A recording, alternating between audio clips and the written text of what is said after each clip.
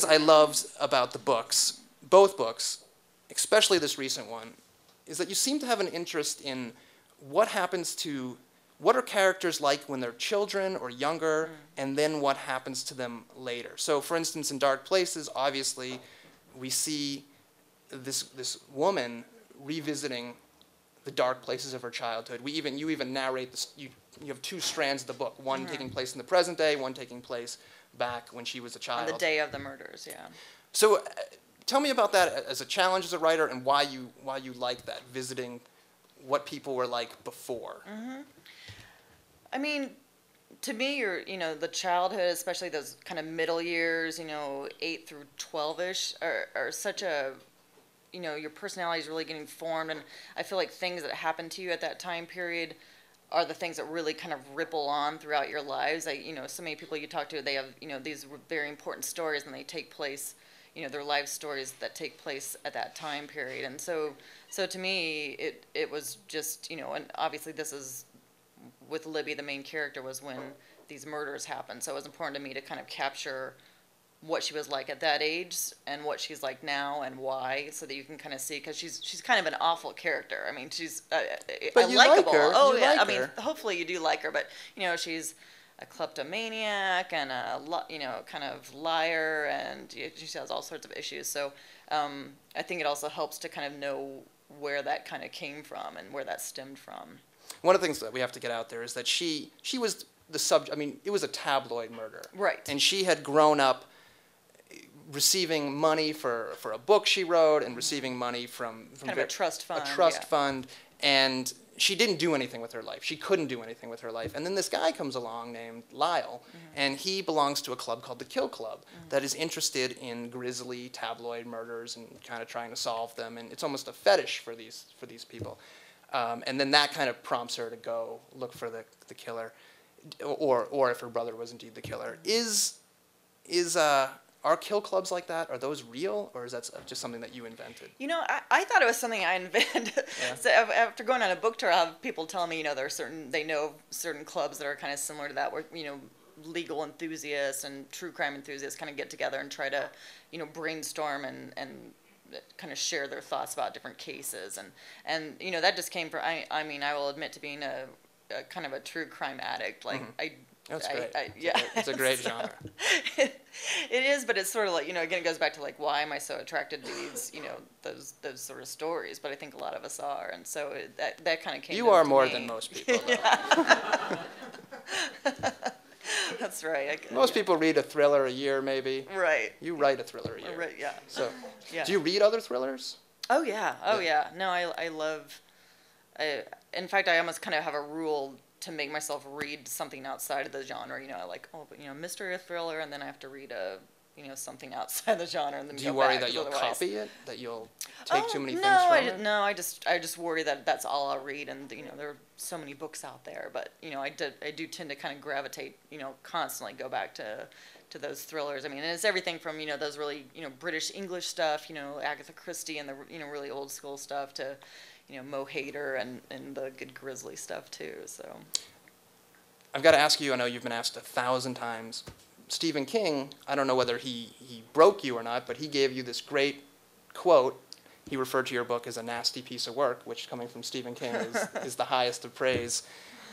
What was that like to get the king of it all, I know, no pun intended there, to endorse your work? It must have been just... Oh, it was great, because I was, I remember we had this a set of short stories called Night Shift that Stephen King had written, at slumber parties when I was a kid, when I was not watching the porn. Right, sure. I would pull out. So you'd read Stephen King, watch porn, read Stephen King. I was a really nice kid. Yeah.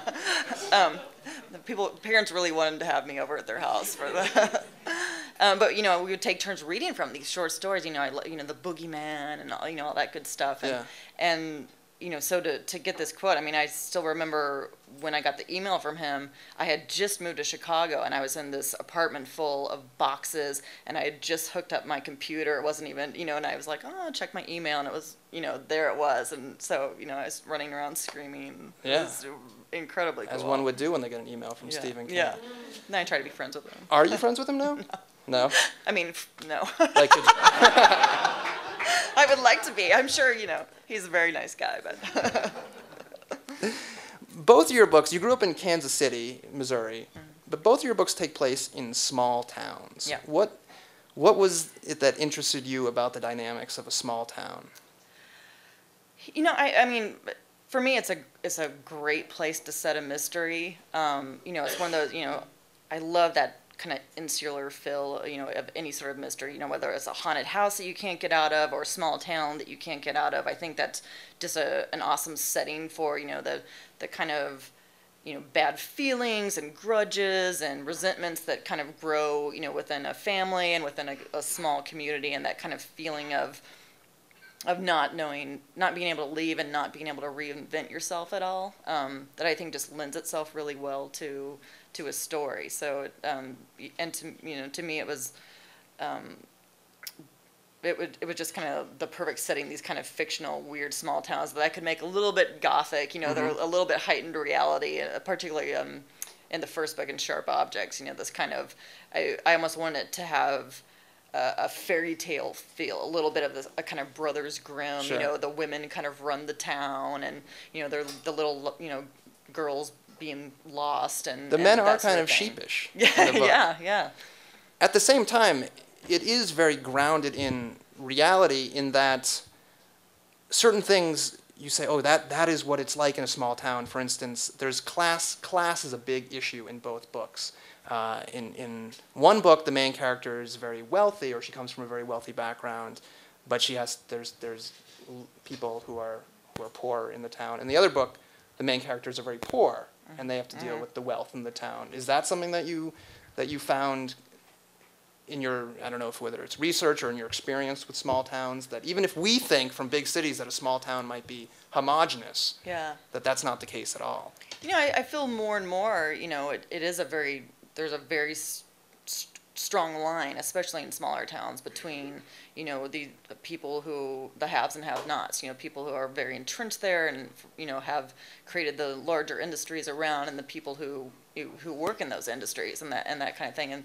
And again, that just kind of interests me as a writer, that constant friction of, having to live kind of within, a couple blocks of your boss and see those people every day. And I mean, there's in this book, the girl's father is this guy that everybody in the town knows is a major fuck up. Right.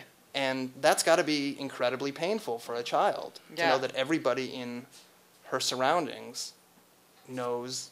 Yeah. I mean, you could have a fuck up for a father here, and nobody would ever think twice about it. You could go to high school, nobody would know about it. Mm-hmm. But in that, oh yeah, Runner is the guy's name. Oh yeah, we know Runner. I mean, that's something that keeps coming up in the book. Runner. Yeah, exactly. And the setting is that they're within a farm community, and this is the failing farm during the 80s farm bust, and they just can't quite make the farm work, and they call them the dirty days because the kids are always coming to school with strep throat or lice or something and that kind of thing, and so they've been kind of branded by the town as the non-functioning family. Almost, it seems like they're out of the Depression era, and everybody else has kind of moved on. Yeah.